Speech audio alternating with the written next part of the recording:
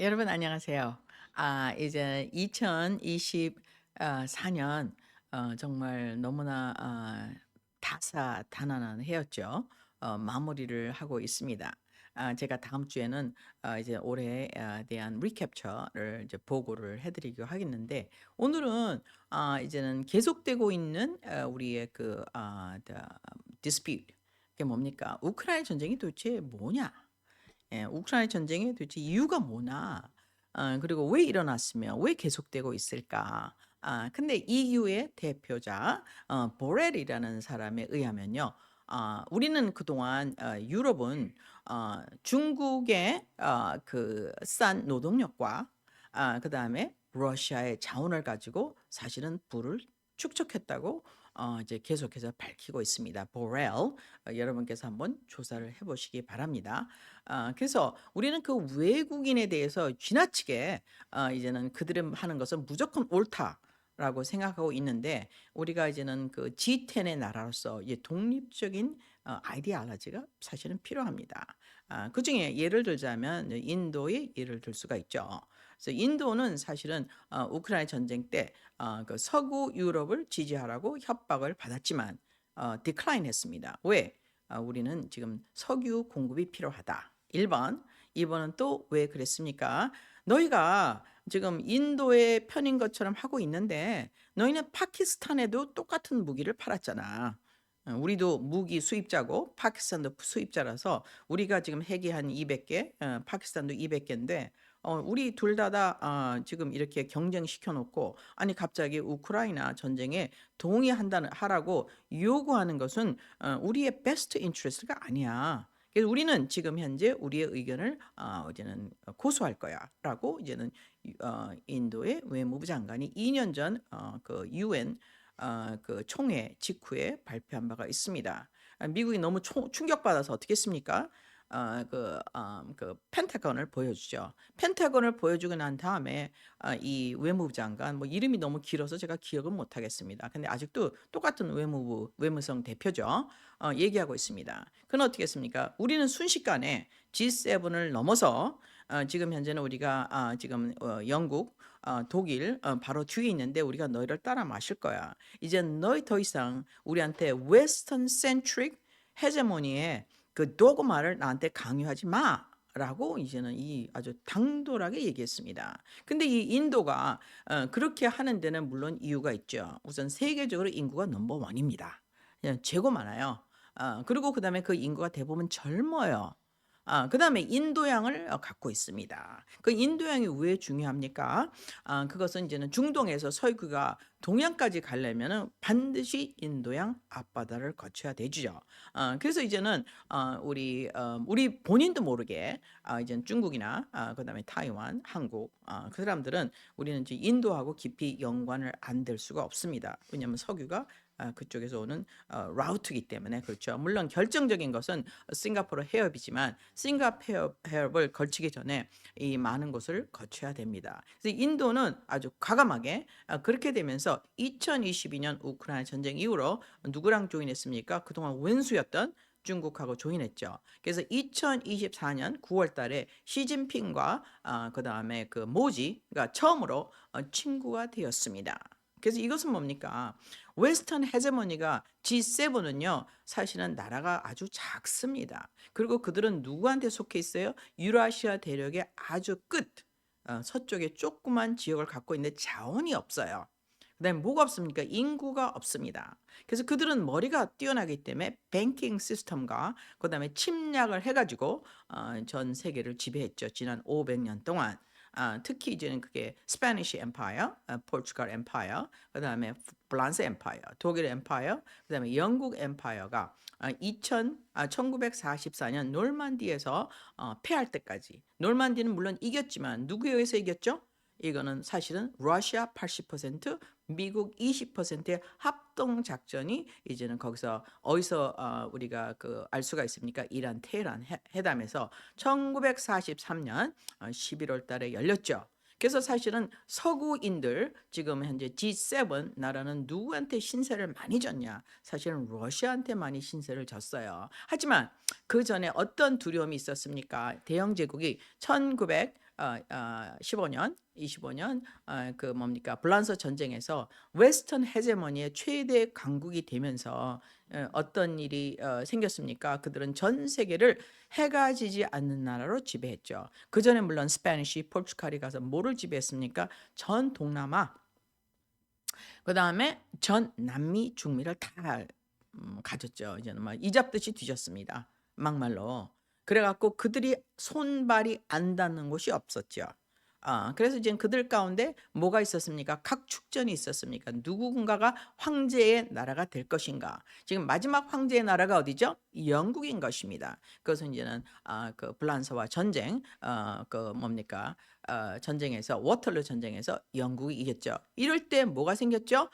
이제 로스차일드가 뱅킹을 만들어서 이제 금을 담보로 돈을 빌려주기 시작하면서 이제 새로운 뱅킹 시스템이 뱅크 오브 런던을 중심으로 이제 되게 되었습니다. 근데 그들의 그 엄청난 섬나라 영국의 파워가 이제는 인도를 중심으로 이제는 완전히 동남아를 석권했죠. 물론 남미하고 이제는 거기는 이제 포르투갈하고 이제는 스페인이 점령했고 동남아는 인도를 중심으로 영국이 점령했습니다. 그 아프리카는 누가 점령했죠?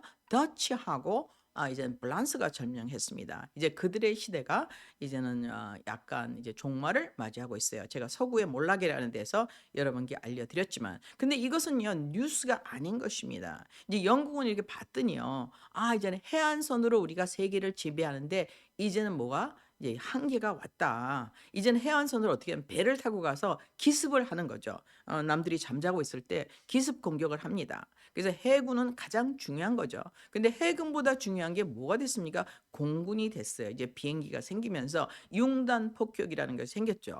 그래서 이제는 융단 폭격을 하기 위해서 항공모함이 필요하죠. 그래서 일단은 배가 이제는 수심이 깊은 그 바다 항공모함 이제 미니멈 10m가 돼야 됩니다. 항공모함을 적재해서 융단 폭격을 한 후 그다음에 무드가 들어갑니다. 이제는 해병대가 들어가서 전선을 클리어 하고 이제 육군이 마무리하는 식으로 이제 전쟁이 바뀌기 시작했죠. 근데 그들이 보니까 외부에서 침략하는 것보다 내부에 트랜스포테이션이 있을 경우에 자원을 안에서 해결할 수 있다는 그런 비상한 지정학적인 진실을 알게 됐습니다. 그래서 예를 들어서 러시아가 그들이 원하는 유라시아 대륙 동쪽 끝이 러시아죠. 근데 러시아에는 자원이 많아요. 기름, 석탄, 나무, 해산물, 농산물 없는 게 없습니다. 하다못해 뭐가지 있어요? 이제는 우리 그 소고기가 맛있으니까 당연히 우유도 최고가 나오겠죠. 그리고 그다음에 우유로 만든 초콜릿도 최고.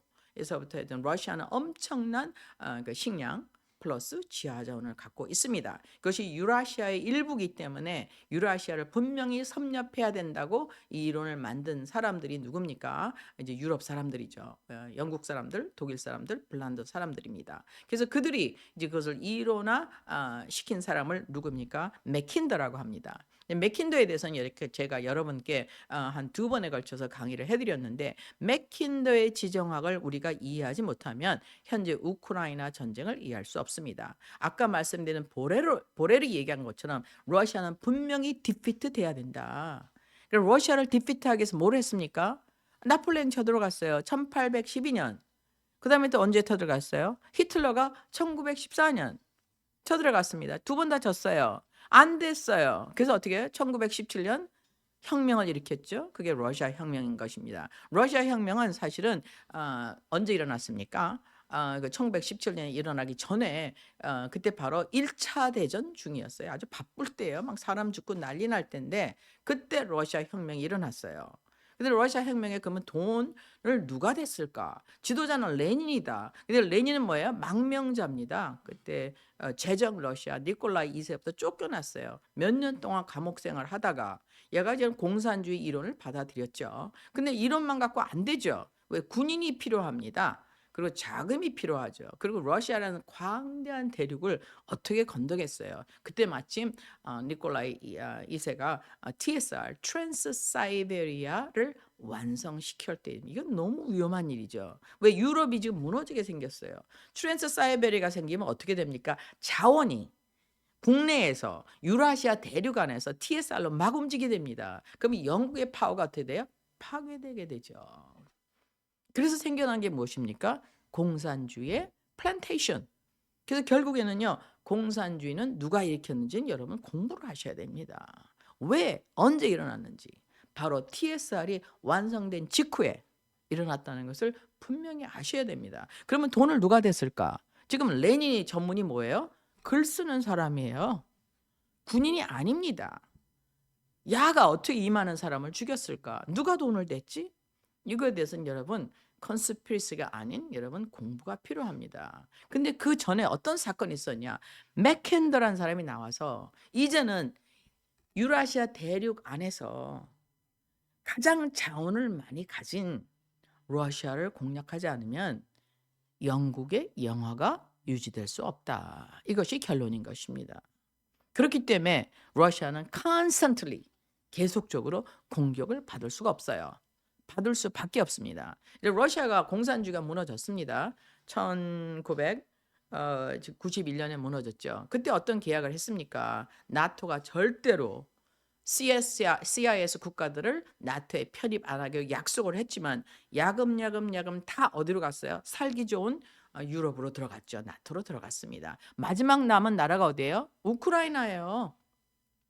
우크라이나는 2014년에 어떤 일이 일어났습니까? 내부에서 우크라이나는 바로 사정거리가 모스크바까지 아주 굉장히 2,000km 미만입니다. 그래서 장거리 미사일로 모스크바 공격이 가능한 곳이 바로 우크라이나죠. 그래서 우크라이나를 이제는 섭렵하기 위해서 이제는 프락치 정부가 들어서게 됩니다. 그 전에 어떤 일이 있었어요? 약 14,000명의 러시아 말을 하는 우크라이나에 살고 있는 러시아계 사람들이 이제 죽게 되었습니다. 그래서 그 사람들이 SOS를 푸틴한테 쳤어요. 빨리 와서 우리 좀 살려달라. 그리고 그들 안에 엄청난 핍박이 있었습니다. 2등 시민으로 취급을 받게 됐죠. 하지만 푸틴은요. 이 전쟁을 할 만한 용기나 준비가 안 돼 있었습니다. 근데 우크라이나 어떻게 됐어요? 계속해서 압박이 들어오면서 이제 우크라이나 쪽으로 군인이 2014년 이제는 정권이 바뀌었죠. 근데 2014년 정권이 바뀔 때 그 정권에 참여한 사람이 누굽니까? 바로 우리가 알고는 빅토리아 눌란이라는 미국 국무부에서 나간 여자가 5 빌리언을 투자를 해서 우크라이나에 새로운 정권을 세우는데 인력을 하게 됩니다.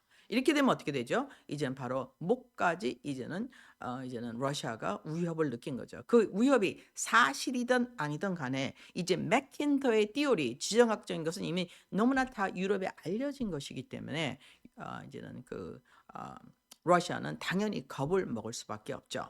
그래서 이 겁을 먹은 상태에서 2020년에 푸틴이 제발 우리 우리가 상호 맺은 조약을 안어해달라. 우리는 공격할 의사가 전혀 없다. 근데 그것이 다 뭡니까? 디클라인 당했어요. 그래서 그걸 민스크 조약이라고 하죠. 민스크 조약이 계속해서 바이올리 당하면서 러시아가 어떻게 됐습니까? 먼저 선제 공격을 했어요. 2022년. 근데 그 전에 어떤 일이 났습니까? 우크라이나가 먼저 러시아 사람을 공격했습니다.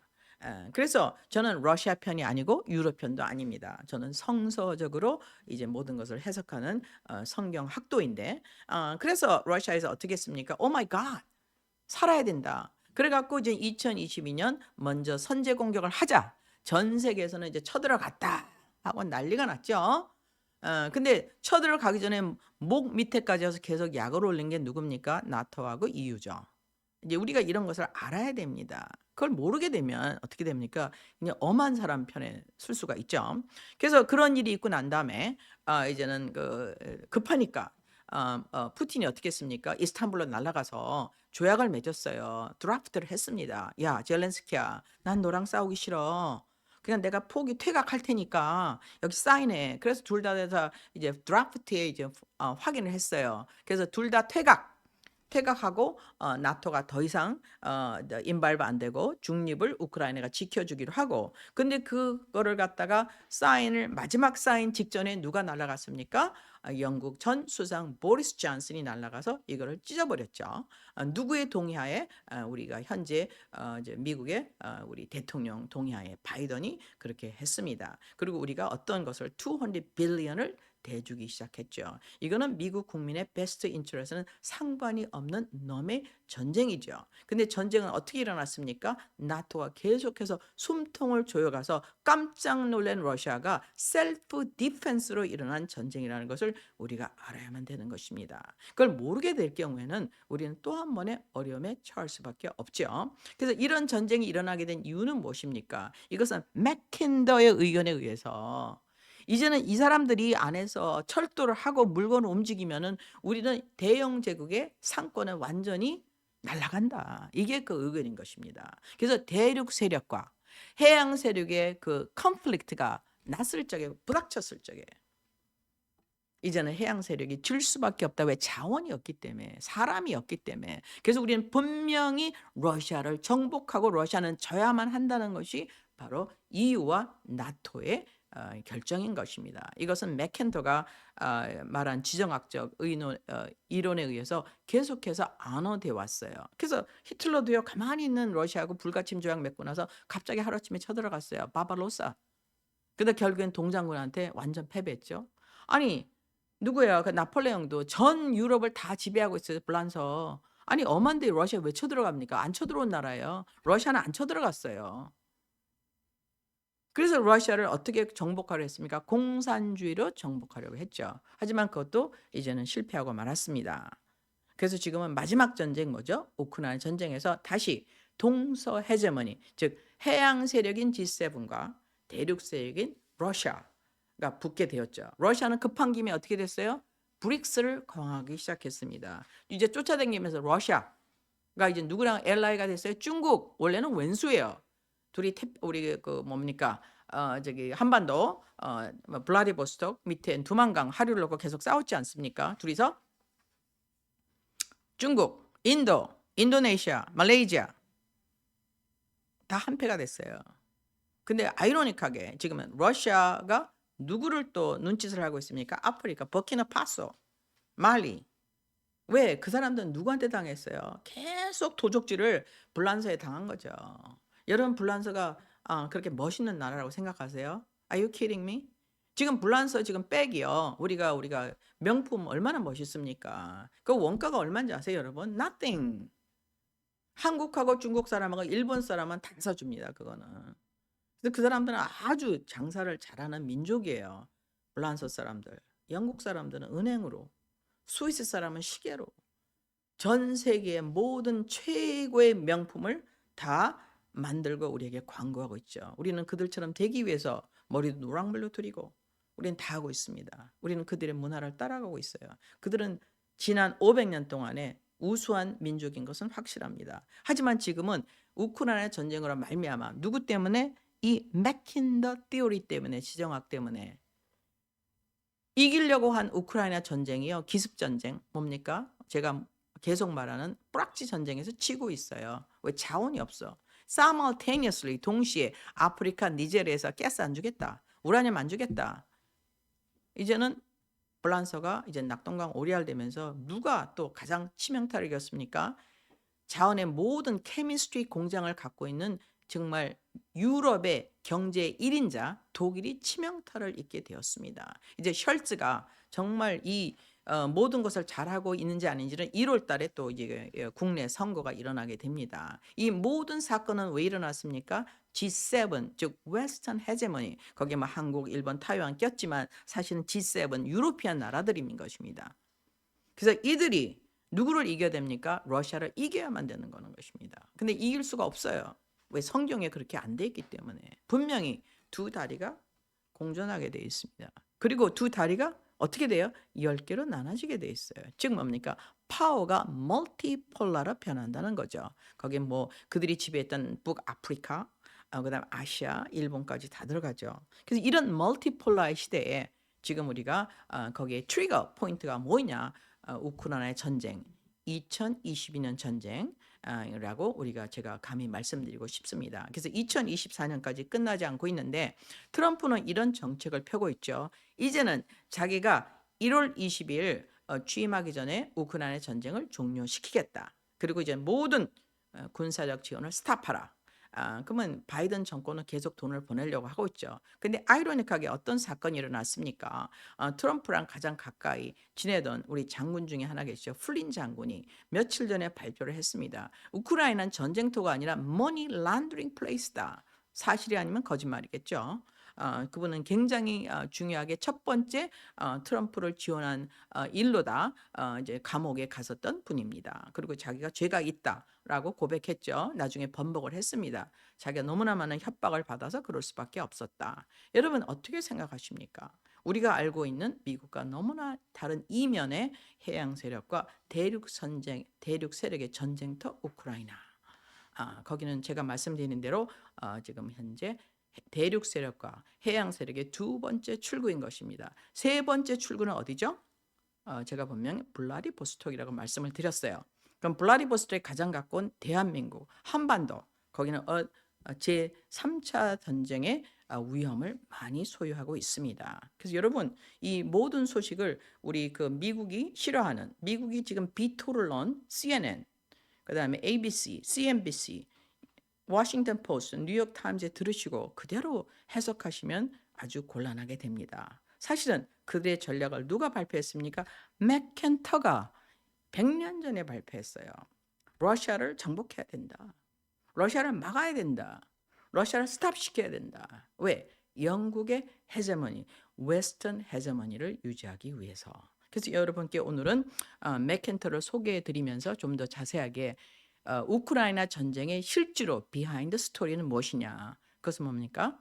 아까 말씀드린 맥켄더 전략에 의해서 러시아는 분명히 실패해야만 되고 웨스턴 헤제머니 파워 밑으로 들어가야만 된다. 근데 그것이 성서적으로 불가능하다고 말씀드렸습니다. 그래서 이번의 전쟁은 우리가 원튼 원치 않은 결론은 무엇입니까? 공존인 것입니다. 그래서 브릭스와 이제는 뭡니까? G7이 공존하는 시대에 됐죠. 그럼 브릭스와 G7이 공존하는 콜라이드 충돌에 있어서 결정적인 포인트가 아까 말씀드린 대로 첫 번째는 발틱에는 누가 있죠? 우선 크라스키노 그리고 뭡니까? 폴란드가 있습니다. 그리고 발칸에는 누가 있어요? 당연히 우크라이나가 있습니다. 크리미아 반도. 그다음에 태평양에 누가 있어요? 블라디보스톡. 그 밑에는 한반도인 것입니다. 즉 여러분 이것을 제가 계속 강조하는 이유는 여러분께서 이 세계적인 그 지정학적인 역학관계를 보시면서 한국이 얼마나 중요한 나라이며 한국은 지금 현재 섬나라 영국과 섬나라 미국이 절대로 필요한 출구라는 것을 꼭 이해해 주시기 바랍니다. 그럴 경우에는 우리가 에이스를 갖고 있다는 것을 아시면 We got the ace in our hand. 이걸 갖고 이제는 우리가 외교 전략을 펴시는 대한민국이 되기를 간절히 저는 바라고 있습니다. 왜? 태평양에서 가장 만만한 그리고 쉬운 액세스가 바로 대한민국 한반도이기 때문에 일본은 이미 너무 노령화가 됐어요. 타이완은 이제 자원이 별로 없습니다. 사람들이 옛날엔 타이완 사람을 중국 사람이라면 걔가 욕먹었거든요. 저는 타이완 사람을 많이 알고 있습니다. 제 고객 중에서. 근데 지금은요, 타이완 사람이라고 얘기하지 않고 다 차이니스라고 얘기해요. 이미 그들은 한 나라인 것입니다. 그래서 우리가 이 모르는 세계적인 그 헤제몬의 충돌, 즉 지정학적 충돌을 이해하시고 특히 우리 그 맥켄터의 이론을 한번 공부해 보시면 현재 상황을 이해할 수가 있으며 얼마나 한국이 전략적으로 중요한 위치에 와 있는지 알 수가 있게 됩니다. 이런 에이스를 가지고 우리가 한국이 정말 포지션을 잘해서 이 현재 트럼프가 하고 있는 것은 이제는 이데올로기 전쟁이 아니에요. 경제 전쟁이에요. 그들이 자원을 다 갖고 있습니다. 브릭스가 세 가지를 갖고 있어요. 자원, 인구, 유통을 다 갖고 있어요. 셀프 서스테인이 가능합니다. G7은 못해요. 자원이 없어요. 그리고 자기가 만든 민주주의의 트랩에 걸렸습니다. 우리는 민주주의다. 사람을 원한다. 우리는 그들이 자유롭게 살기를 원한다. 무엇을 통해서? 경제 컨트롤을 통해서.